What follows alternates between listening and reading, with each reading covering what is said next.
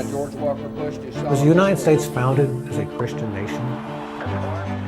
Do the values that support American democracy, as well as other Western democracies, have their basis in Christianity? This is a view held by many, especially those on the right wing of American politics or European politics, but it is an erroneous view, and it's a view that I analyze and criticize in my book, Against the New Politics of Identity. I'm Ronald Lindsay. I'm a lawyer and philosopher by training, and currently I'm a senior research fellow at the Center for Inquiry. Some on the right yearn for a return to a mythical past where everything was good and just and harmonious because nations in the West had a Christian identity. In fact, the catchphrase for the Trump political movement, "Make America Great Again," captures nicely the mindset and ambitions of Christian nationalists. They seek what they contend is a restoration of America's Christian orientation and values, a return to a past where America was great precisely because it embodied Christian principles. Well, what is the basis for the claim that the United States is a Christian nation? There are two principal arguments. First, Christian nationalists maintain that the founders of the United States, people like Madison, Washington, Jefferson, Adams, so on, intended to establish a Christian nation. And second, that the structure and fundamental laws of the United States reflect a Christian worldview. The historical claims of the Christian nationalists are without foundation.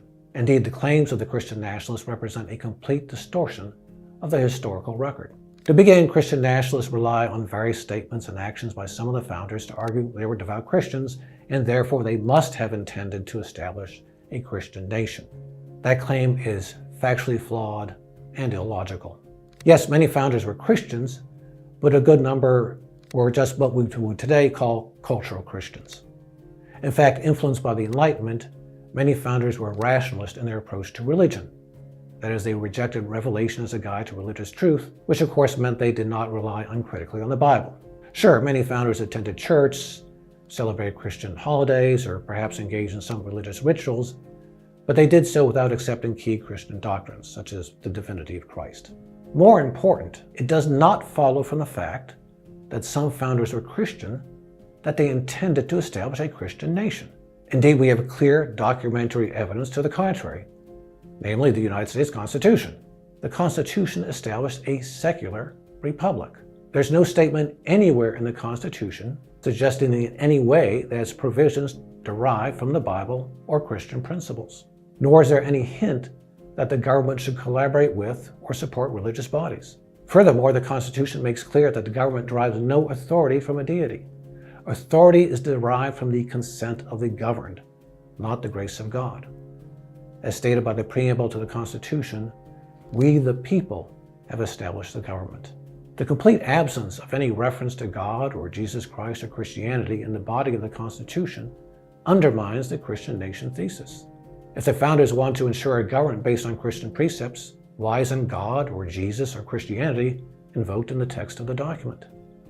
The authors of the Constitution could have easily ensured that their supposed intent to create a Christian state would be understood by adding a few words to the preamble. They could have worded the opening clause in the preamble to include the phrase, "in order to found a more perfect union based on Christian principles." It would have taken little effort to include those 4 words. Christian nation advocates want us to believe that Christianity was of central importance to the founders, and they wanted the new nation to be based on Christian principles, yet the founders could not be bothered to make any reference to these principles in the Constitution. Another argument by Christian nationalists avoids direct reliance on the founders' religious beliefs or their supposed intentions. Rather, it asserts that biblical precepts are reflected in the values that shaped the institutions of American democracy. On this view, the founders did not have to make explicit their intention to create a Christian nation.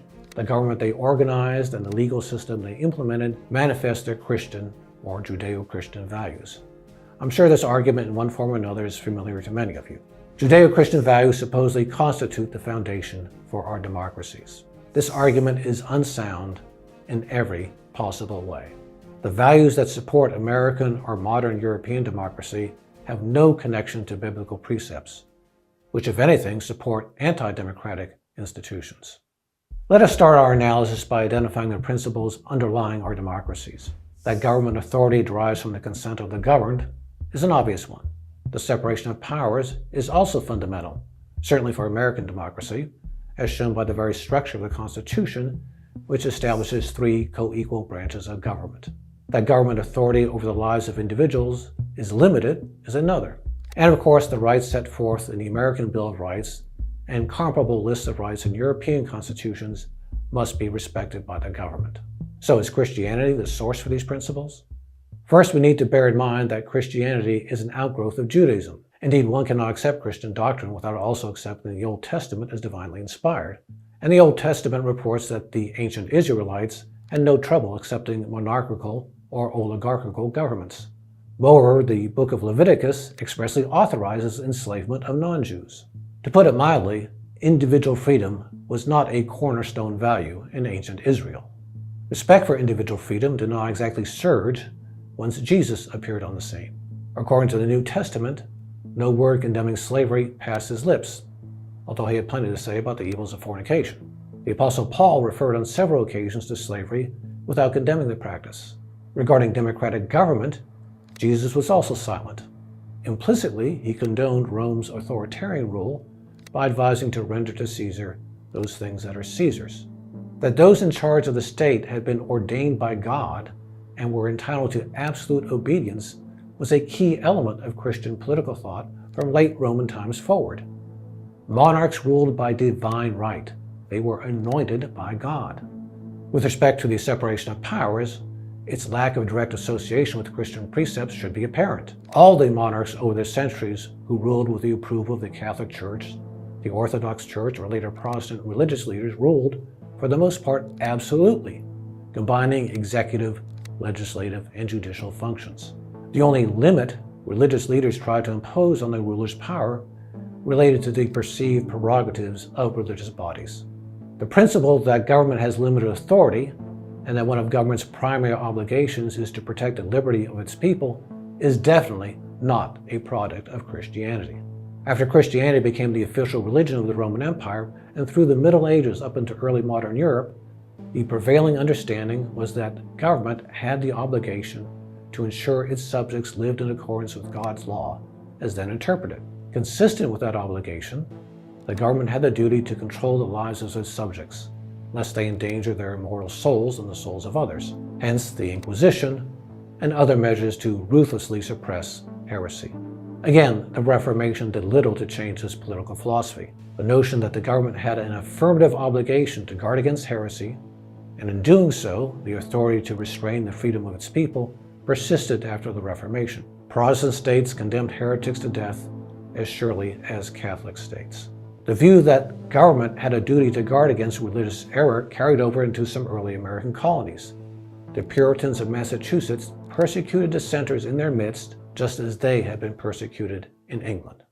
To sum up, there's no evidence that Christian doctrines, principles, or values provided the foundation for America's constitutional democracy.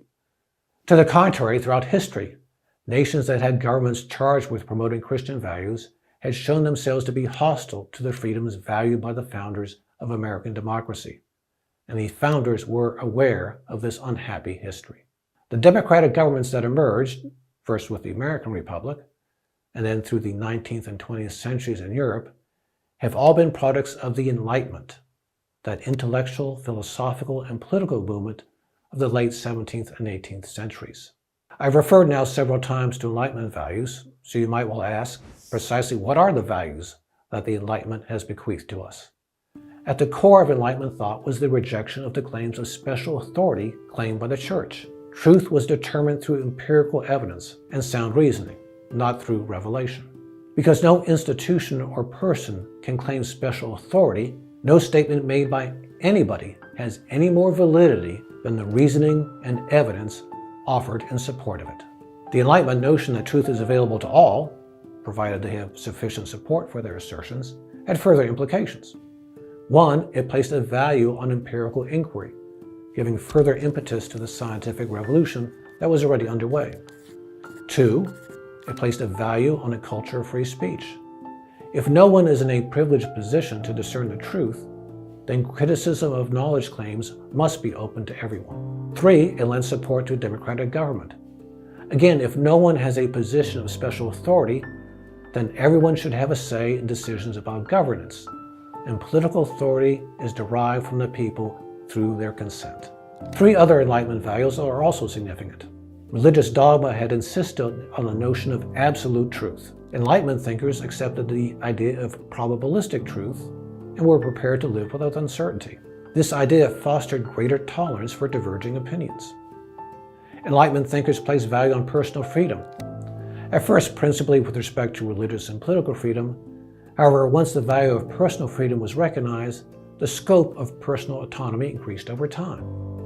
Many people today have more say over the direction of their lives, what career to pursue, whether and whom to marry, whether to stay married, whether to bear children, than any other sizable group in human history. Along with the value of personal freedom, the Enlightenment thinkers promoted the notion of universal human rights, a notion alien to almost everyone prior to the 18th century. Let me pause here to address one obvious objection to my overview of Enlightenment values, and that is that equal human rights for some Enlightenment thinkers meant only equal human rights for white males, as indicated by the continuation of slavery in the United States and the continuation of the subordination of women throughout the Western world. This is one reason some on the left disparage Enlightenment values as merely an expression of white supremacy. But this criticism fails to distinguish between ideals and the flawed individuals who advance these ideals. Yes, it would have been lovely had slavery ended immediately at the time that the American Republic was founded, but long-standing institutions and practices do not necessarily come tumbling down overnight. Slavery had existed from time immemorial in almost all human societies. Apart from some isolated sporadic musing by some philosophers through the ages, slavery was almost everywhere accepted. Jesus did not denounce it. Moses, Confucius, and Muhammad all advocated it. The slave trade to the Americas in the 1500s, 1600s, and 1700s depended on African sellers as much as European buyers.